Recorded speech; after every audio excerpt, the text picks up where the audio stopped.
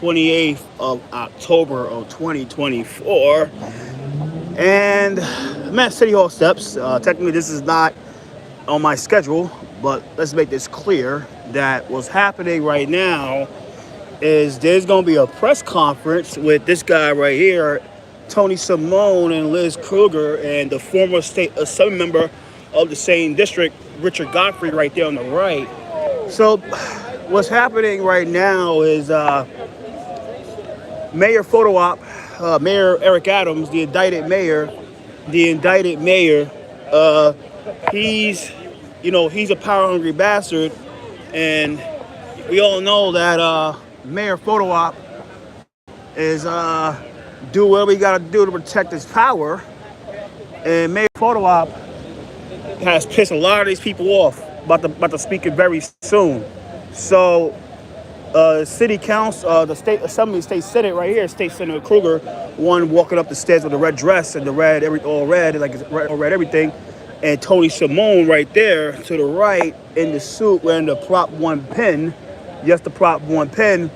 They have introduced a bill to the state assembly and state senate to make sure that Mayor photo op, or people call Mayor Eric Adams, doesn't take things out remove ballot proposals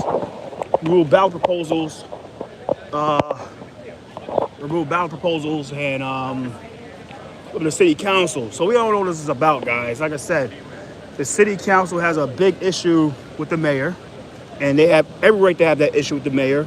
They deserve to have an issue with the mayor. And Harvey Epstein's walking in right now. But we all know what this is about. The mayor is in trouble. The mayor is indicted. The mayor is going down. And this is the perfect time to strike that all these good government organizations like Reinvent Albany and all these organizations could strike. That's what this is about. Very soon, guys, the city council and some of their selected press, like Chris Summerfeld and what's her name, Katie Honan, they're gonna take back the city. They're gonna bring it back to their own self because the mayor's in trouble. The mayor is vulnerable. The mayor is vulnerable. It's like UFC. It's like boxing. When the opponent is vulnerable, you take him down. You don't hold no punches. So there's bills that they are trying to get through while this mayor is in trouble, and it's going to go through. So one of the bills that they're trying to get pushed through is this bill for Room 9 with Mona Davids. So let me explain what happened with that situation. I know it's going to go through. That bill's going to go through because the person that introduced that bill, he's running for controller, and he'll do anything to get their support, the New York Post supported, Daily News support to be controller. So basically, Room 9 is the side thing. Room 9 is inside City Hall, inside that office in that building right there. To your right, basically, it's right here. Room 9 is like right. We go before they start this shit. Room 9 is right here. It's right here on the camera. So what happened was Mona Davids. She's a reporter, and she covers the mayor's office in a good light. Like, she puts the mayor's office over all the time. Like, she technically defends the mayor's office. A lot of people see it as the propaganda piece for the mayor's office. A lot of people see it as that. And the other guy, I'm not gonna say his name. And everybody know who he is. I'm not gonna say his name. He don't need attention. But both of them, the propaganda pieces for the mayor's office, right? So in return, Mona wanted a desk at Room 9 because the old system was Politico, City and State, New York Post, New York Times, New York Daily News will take all the desk. We'll take all the desk. So Mona started complaining about that. And what happened, because she's putting the mayor in a good light, they started kissing her ass. And Fabian Levy and Eric Adams switched everything up to put Room 9 to benefit Mona. Now, who you think complained about that situation with Room 9 was Katie Honan and Chris Summerfeld. They, 2023, this is when it happened, but Justin Brandon was planning on putting the bill to fix all that, but he didn't. But now, because the mayor is indicted, he's in trouble like a vulnerable boxer. Eric, they are now capitalizing on this vulnerability. So Justin Brandon has introduced a bill to the city council to make sure that get revoked, like that get reversed back to the old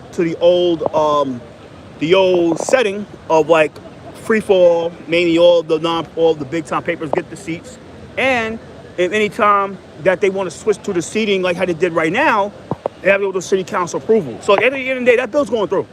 That bill is going through, guys. That bill with Mona Davis, it's called the fuck Mona Davis and fuck the other guy act. That's what it's really called. That bill's going through. That bill is going through.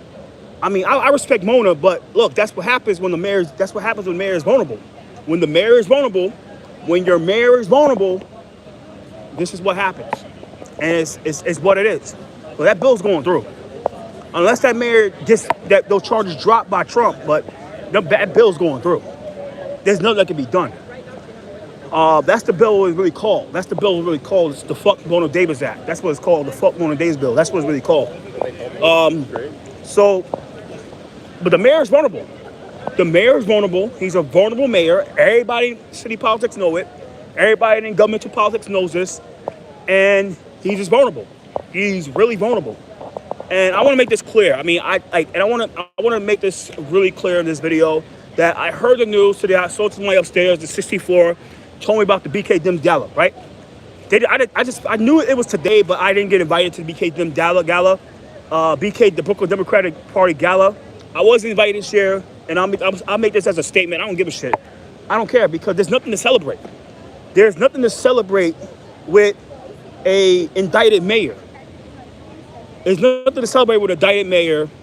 There's nothing to celebrate. An indicted mayor who everybody know that once this mayor is out the door, all of them's gonna be sucking up the fucking Andrew Cuomo or Tish James to run in this place. But to be real, behind the scenes, they probably already are working to reinvent the wheel and work with somebody else, like with with Cuomo or Tish James. So this is some bullshit. Like, I don't care. Like, I support them, but I don't care about this year. There's nothing to celebrate. There's nothing really to celebrate. What's to celebrate? A migrant crisis, engineering the migrant crisis, engineering the high crime rate in Brooklyn, engineering having make everybody support an indicted mayor, a corrupt senior advisor named Ingrid Lewis Martin. Look, there's nothing to celebrate. There is nothing to celebrate with the Brooklyn Democratic Party this year. They should never held this fundraiser gala until after the election. That's my advice. They should have never held it until after the election. But we all know the games they play. You know what I'm saying? So,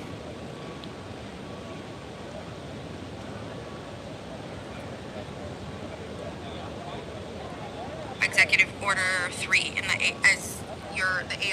Yeah, Julie Menace here. Like I said, Sure. So, Executive Order 3, which created OTI in 2022, is certainly the. So you know what I mean? It's just some bullshit, bro. Like at the end of the day, guys, it's like, yo, we all know the games they play. And it's just some bullshit. At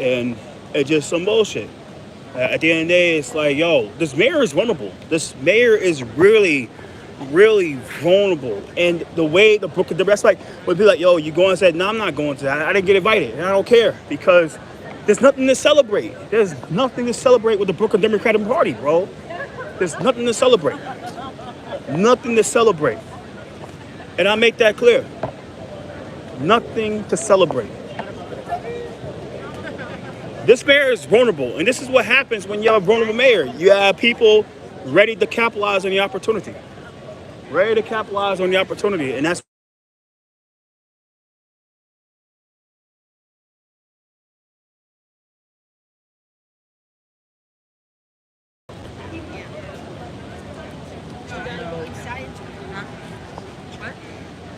Hey, what's up? You called me? Yeah, I'm outside right now. They still going through like technical hearings. Yeah, they're going to technical hearings. Let me put this on mute. One second. Wait.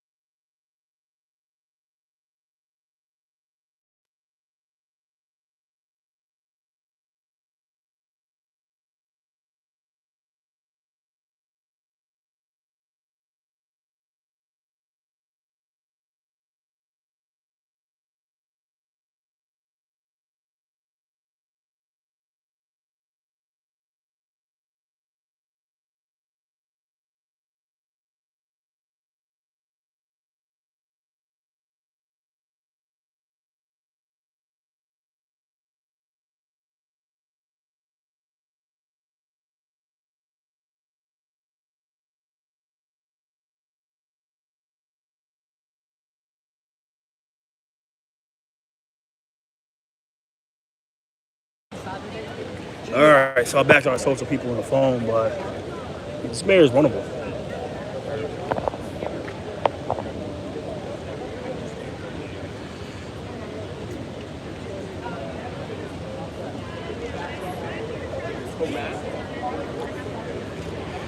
So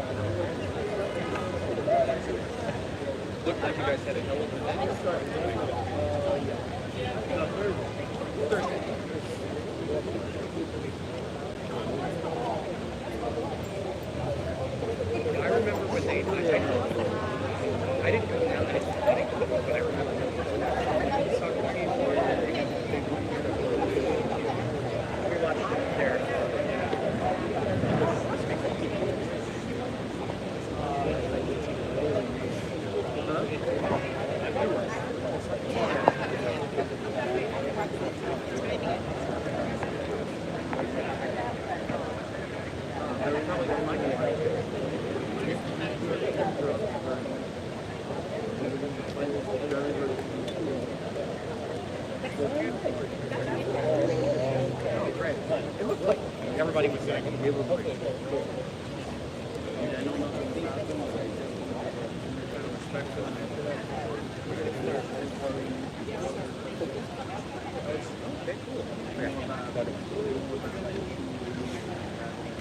Good afternoon, everyone.